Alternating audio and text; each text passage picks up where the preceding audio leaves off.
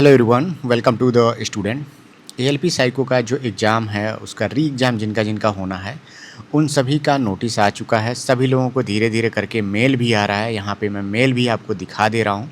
जिनका जिनका री एग्ज़ाम शेड्यूल हुआ है उनमें क्या क्या कारण रहे हैं, किन लड़कों का एग्ज़ाम रीशेड्यूल हुआ है, री एग्ज़ाम होगा, उसके बारे में हम इसमें बात करेंगे। और किनका री एग्ज़ाम नहीं होगा, समस्या उनके साथ भी रही है लेकिन उनका री एग्ज़ाम नहीं हो रहा है, उनके बारे में हम इसमें बात करेंगे। और कौन से लड़कों का जो है नुकसान इस एग्ज़ाम में हो चुका है, क्योंकि बहुत सारे लड़के ऐसे हैं जिनका पेपर अच्छा भी हुआ है लेकिन फिर भी उन्हें री एग्ज़ाम देने जाना पड़ेगा। उन सब बिंदुओं पे इसमें हम बात करेंगे। एक एक करके मैंने यहाँ पे टॉपिक भी लिख लिया है और यहाँ पे मैंने पोल भी द स्टूडेंट टेलीग्राम ग्रुप पे भी जनरेट किया हुआ है। वहाँ पर लगभग 11,500 से ज़्यादा लोग ऐड हो चुके हैं, तो वहाँ आप जा कर के जल्दी से जल्दी ऐड हो जाइए। लिंक मैं नीचे डिस्क्रिप्शन में दे दे रहा हूँ, या फिर आप जा कर के सर्च भी कर सकते हैं। द स्टूडेंट ऑफिशियल नाम से भी है और द स्टूडेंट स्टडी नाम से भी है। सबसे पहला यहाँ पे पॉइंट है कि देखिए, जिनका भी सर्वर इशू रहा है, सर्वर की समस्या रही है, मेमोरी पेज जिनका भी ओपन नहीं हुआ, फ्रीज हो गया, उन सभी का री एग्ज़ाम देखने को मिल रहा है। सभी का मतलब हो सकता है किसी का छूटे, लेकिन मुझे लगता है कि 90% 99% लोगों का उनका री एग्ज़ाम का नोटिस आ चुका है। जो कि यहाँ पे देखिए, तीसरा पॉइंट मैंने यहाँ पे लिखा हुआ है कि मेमोरी टेस्ट में जिनका रुक गया था उनका री एग्ज़ाम हो रहा है। उनको नोटिस भी आ रही है, उनको मेल भी आ रहा है और वो लोग अपना लॉगिन पेज पे लॉगिन करके भी देख सकते हैं कि उनका री एग्ज़ाम उसमें लिखा हुआ है। लेकिन इसमें किनका नुकसान हो रहा है? कुछ लड़के ऐसे हैं जिनके साथ ये कंडीशन हुई कि मेमोरी पेज उनका रुका 2 मिनट 3 मिनट के लिए, लेकिन उन्होंने फिर भी उस मेमोरी पेज को याद रखा। बाद में इन्विजिलेटर आए, उस कंप्यूटर को सही किया उन्होंने 2-4 मिनट बाद, और उन्होंने अटेम्प्ट किया है 225, 226, और उन्होंने कहा है कि मेरा पेपर बिल्कुल भी अच्छा हुआ है, लेकिन फिर भी उनका री एग्ज़ाम का नोटिस आया हुआ है। ये बात मैंने शुरू में ही, सबसे पहले जो मैंने वीडियो बनाया हुआ था कि री एग्ज़ाम को लेकर के जो मैटर चल रहा है, ये थंबनेल आप देख सकते हैं, ये वीडियो मैंने बनाया हुआ था। उसमें मैंने क्लियरली कहा भी था कि जिनका भी पेपर बढ़िया भी हो गया है और उनके सेंटर पे पेन पेपर मिला हो, सर्वर इशू रहा हो और पूरे सेंटर में बहुत ज़्यादा गड़बड़ी हुई हो, तो उन सेंटरों पे भी ऐसा तो नहीं है अगर वहाँ पे 100 लोगों ने एग्ज़ाम दिया है तो 100 का ख़राब हुआ होगा।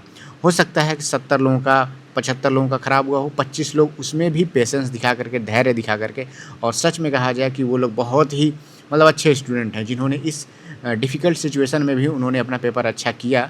तो मुझे उम्मीद है कि उनका नाम री एग्ज़ाम में है तो वो फिर अच्छा करके दिखाएंगे। लेकिन उन 25 लोगों को मैंने कहा भी था कि आप लोग ये मत समझिएगा कि आपका 225 या 226 अटेम्प्ट हुआ है या फिर सारे पेपर, सारे बैटरी टेस्ट उनके अच्छे हुए हैं तो आपको री एग्ज़ाम देने का मौका ना मिले।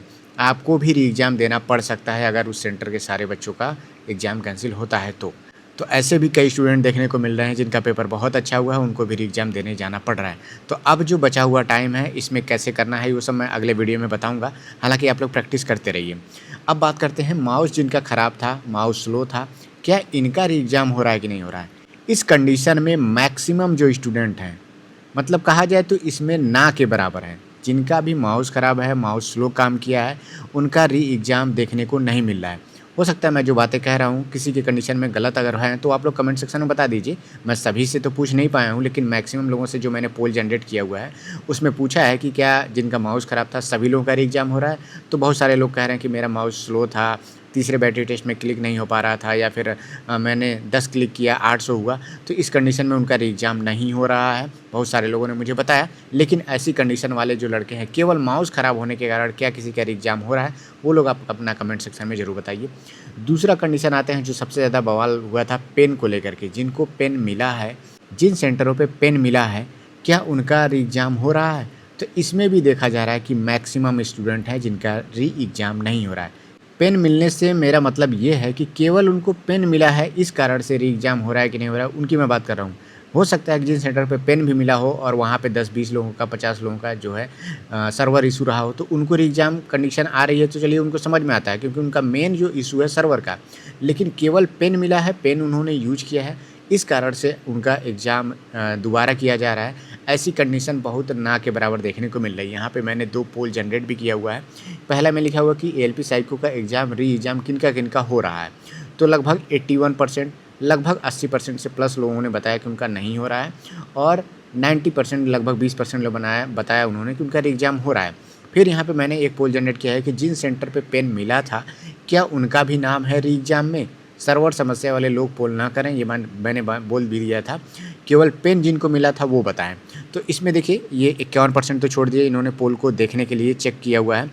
यहाँ पे जो बचे हुए 50% लोग हैं उनमें से 41% लोग कह रहे हैं कि नहीं उनका नाम नहीं है, और 8% लोग कह रहे हैं हाँ उनका नाम है। तो मेरे कहने का मतलब ये है कि 8% लोग वो लोग भी हो सकते हैं कि पेन तो मिला था इन्हें, लेकिन उनके साथ सर्वर इशू रहा, तो ऐसी कंडीशन में उनका री एग्ज़ाम हो रहा है। तो जहाँ पे भी पेन मिला है, बहुत सारे स्टूडेंट ऐसे मुझे मिले कि जिन्होंने कहा कि मैंने पेन का यूज नहीं किया और उन्होंने बहुत अच्छा पेपर किया। तो चलिए वो लोग तो बिल्कुल भी बच गए। अब यहाँ पे कुछ स्टूडेंट के ये कंडीशन है, देखिए उनका जो है मेमोरी पेज फ्रीज हुआ 1 मिनट 2 मिनट के लिए, फिर से वो लोग इन्विजिलेटर से सही करवा लिए और उन्होंने पूरा 226 अटेम्प्ट कर दिया और उनको फिर से दोबारा री एग्ज़ाम के लिए नाम उनका आ गया है। वो लोग कह रहे हैं क्या मैं रेलवे को मेल करूं, मैं दोबारा पेपर देना नहीं चाहता हूं। तो ये बिल्कुल भी देखिए पॉसिबल नहीं है, ये आपके ऊपर नहीं निर्भर करता है। ऐसे तो फिर जिनका सही हुआ, फिर उनका जिनका नहीं सही हुआ, ऐसे चलता रहेगा। क्योंकि अगर मान लीजिए 10,000 लोगों का एग्ज़ाम फिर से अगर हो रहा है, तो 10,000 में से देखिए जो कंडीशन अभी आई है, हो सकता है दोबारा वो कंडीशन आए। सभी लोगों को मैं अलर्ट करना चाहूँगा जिनका भी री एग्ज़ाम है, माउस वाले जो ख़राब जिनका हो रहा है, माउस जिनका ख़राब हो रहा है, उनको दोबारा पेपर देने का मौका नहीं मिल रहा है। तो हो सकता है जब आप 10,000 लोग पेपर देने जाएँ, तो हो सकता है आपके साथ माउस ख़राब होने की कंडीशन आपके साथ हो सकती है। तो इस बात से बिल्कुल आप अलर्ट रहिएगा कि जब भी पेपर देने जाइएगा, शुरुआत के आधे घंटे में अपने सिस्टम को अच्छे से देख लीजिएगा, माउस काम कर रहा है कि नहीं कर रहा है।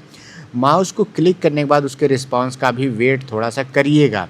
और एक बात और बताना चाहता हूँ कि जो टेक्स्ट पेपर जब मेमोरी टेस्ट हो रहे थे, तो यहाँ पे एक लेफ़्ट कॉर्नर पे आई बटन था, वहाँ पे जैसे ही आप कर्सर को ले जाएँगे, पूरा आपको दिखा देगा पूरे पेपर में कि कौन-कौन से ऑप्शन टिक हुए हैं, कौन-कौन से क्वेश्चन टिक नहीं हुए हैं। तो उसी क्वेश्चन पे जा कर के आप उसको टिक फिर से कर दीजिएगा, क्योंकि कुछ लड़के कह रहे थे कि उन्होंने 10 क्वेश्चन थे, 10 टिक किया, लेकिन बाद में जो है 8 ही क्वेश्चन टिक दिखाया।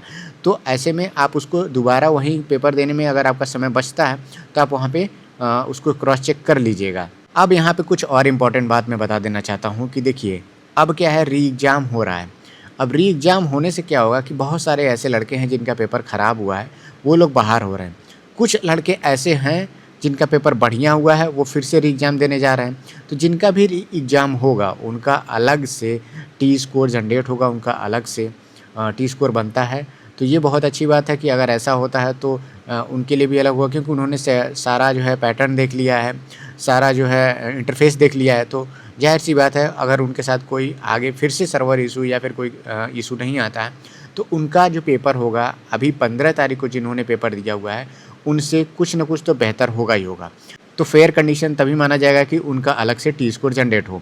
अब आते हैं जो 15 तारीख को जिनका पेपर हुआ है। देखिए ख़राब स्टूडेंट 15 तारीख वाले शिफ्ट में से जो है वो अब धीरे धीरे करके छँट गए हैं। तो ऐसे में किसी भी टी स्कोर का, किसी भी बैटरी टेस्ट का अगर सेफ़ स्कोर 13 क्वेश्चन पे बन रहा है, तो आप एक क्वेश्चन बढ़ा लीजिए, कोई इस पे बुरी बात नहीं, एक आध क्वेश्चन आप ज़रूर बढ़ा सकते हैं। तो आप अपने सेफ़ स्कोर को थोड़ा-सा ऊपर करके रखिए। अब वो ऐसा नहीं है कि सेफ़ स्कोर नीचे की तरफ आएगा, क्योंकि मैंने जो सेफ़ स्कोर वाला वीडियो बनाया हुआ था उसमें ये कंडीशन मैंने जोड़ी थी। अगर एग्ज़ाम पेपर देने वाले लड़कों की संख्या ज़्यादा हो जाएगी, तो जो सेफ़ स्कोर है वो ऊपर की तरफ शिफ्ट होगा। अगर री एग्ज़ाम देने वाले लड़कों की संख्या कम रहेगी, तो वो सेफ़ स्कोर नीचे की तरफ शिफ्ट होगा या फिर उसी के आसपास मेंटेन रह सकता है। तो इस बात का भी आपको ध्यान देना है। और ये मान के चलिए कि री एग्ज़ाम जिनका भी होगा उनको पर्याप्त समय मिलेगा। अब केवल आपको रिवीजन ही करना है, कोई कॉन्सेप्ट तो आपको सीखना नहीं है, केवल और केवल आप टेस्ट सीरीज़ दीजिए। बाकी जिनका भी री एग्ज़ाम है उनके लिए अलग से मैं वीडियो बनाऊंगा कि क्या उनको इस समय करना चाहिए। तो आप लोग द स्टूडेंट चैनल पे बने रहिए, और मैं सभी से कहूँगा कि आप लोग टेलीग्राम ग्रुप को ज़रूर ज्वाइन कर लीजिए द स्टूडेंट के। वहाँ पर बहुत सारी इन्फॉर्मेशन रहती है, वहाँ मैं देता हूँ लाइव स्ट्रीम के माध्यम से। वहाँ 1 to 1 जो है एक दूसरे से बातें करने का मौका मिलता है, जो कि यूट्यूब पे मैं नहीं कर पाता हूँ। वहाँ पे आप लोगों से बातें भी करता हूँ, तो वहाँ भी बहुत कुछ सीखने को मिलता है। और जो लोग द स्टूडेंट चैनल पे नए हैं, चैनल को सब्सक्राइब करिए। आपके सब्सक्रिप्शन से ही मेरा जो मोटिवेशन है वो बढ़ता है। और अपना फीडबैक आप लोग कमेंट सेक्शन में ज़रूर बताइए। मिलते हैं नेक्स्ट वीडियो में। Thank you, all the best.